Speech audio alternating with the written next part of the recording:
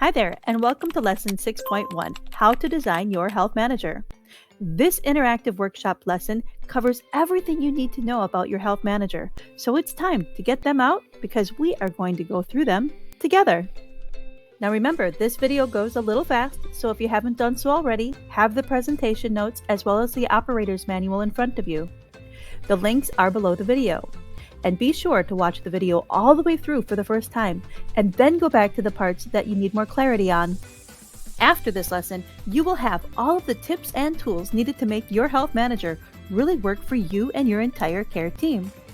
So let's take a moment to understand the design of the health manager, learn the functionalities of the health manager, and learn the best practices to keep your health manager current. First, let's define a health manager. A health manager is a tool that people use as an alternative to an electronic medical record managing system. Consider your health manager as the brain to your personal medical record system. Your health manager is the tool that processes, calculates, and operates based on instructions to process and retrieve data. When you go to the clinic, you can refer your health manager as your medical record system, just like the doctor's. The only difference is, unlike the doctor's system, which is electronic and located in a computer, yours is non-electronic, making personal medical management accessible at any time. Having a health manager eliminates the need for constant connectivity, as you can easily transfer your records and documents from one medical office to the next. Your health manager provides an organized personal medical record system in which you can more thoroughly construct, communicate, and collaborate your individualized care. So let's begin by taking a look at the outside of your health manager. Here are some of the unique features of the Patient Better Self-Health Manager. Number 1, it has a plastic shell. It's made for easy cleaning, sterilizing, and additional heat protection. It has a convertible top that fully closes, that meets HIPAA requirements, and it's also for additional privacy and protection, and rounded edges and corners. It has 13 expandable pockets for durability, proper system management, and organizational capabilities. And it has 12 customized tabs, so you can label accordingly to Patient Better's program guidelines. And inside jacket pockets for a location to organize business cards and emergency contact information. Let's begin by titling your Self-Health Manager. Title your Self-Health Manager into 4 separate lines, giving valuable insight to onlookers. In the first line, put the name of your self-health manager. For example, it could be my first self-health manager, or it may be a goal that you have. The second line is reserved for the patient's name. The third line is the dates of use. And for line 4, put the patient which you most identify with according to your SIP tool. Now let's open up your health manager and take a look inside. For easier learning, I dissected the pockets of the health manager. And now we can rebuild the pockets and put in contents together. The 3 things you need to know about your health manager are: number 1, the communication pocket is the front pocket before the tabs. Number 2, the pocket contents belong behind the tabs. And the pocket contents are color-coded in services, products, and finances.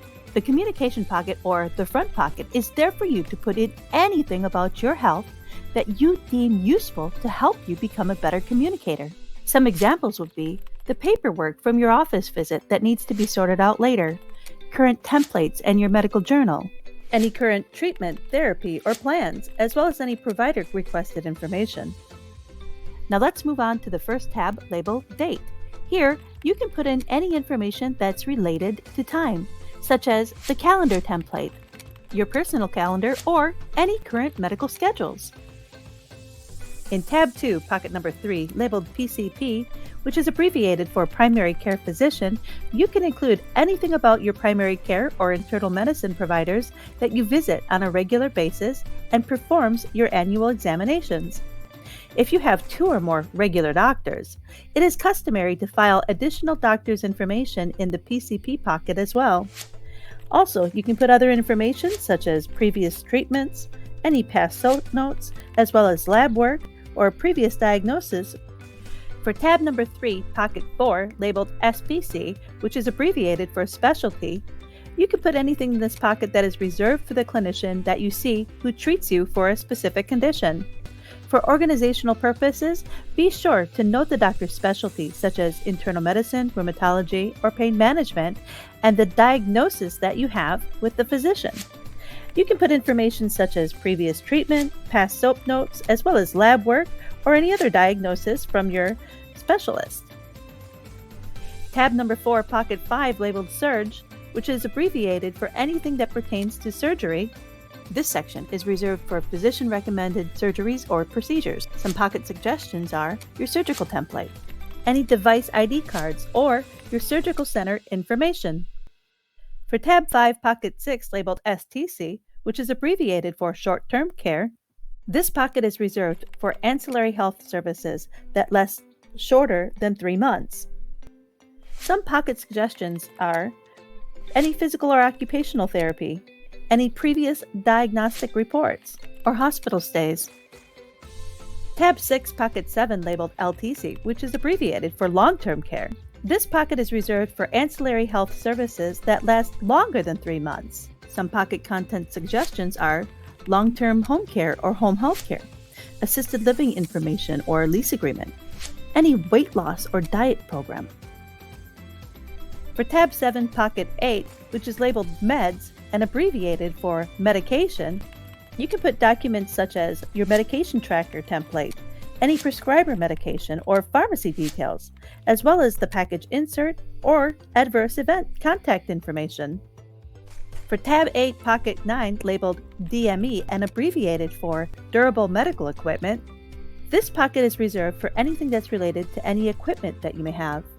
You can put information like your DME template or any purchasing info or rental agreement, pickup or drop-off information as well, any manuals or warranties related to your durable medical equipment. For Tab 9, Pocket 10, labeled BTW, which is abbreviated for by the way, this section is reserved for anything that is related to any elective treatments, procedures, services, and/or therapies. You can put things in here that was done by your initiative and without doctor's orders. You can put immunizations and test results like DNA or HIV, as well as other weight loss procedures, cosmetics, and chiropractic care.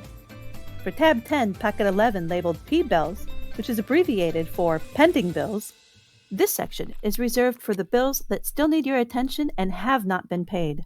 Other pocket documentation suggestions would be unpaid claims, a copy of the letter of medical necessity, or any denied claims pending processing.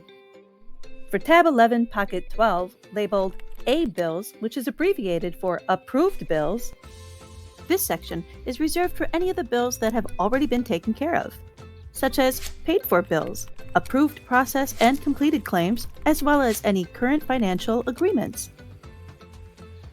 Now for Tab 12, Pocket 13, labeled INS, which is abbreviated for insurance, and this section is reserved for your commercial insurance plan, your federal, Medicare and Medicaid or Advantage plan, as well as any third-party financial payer information.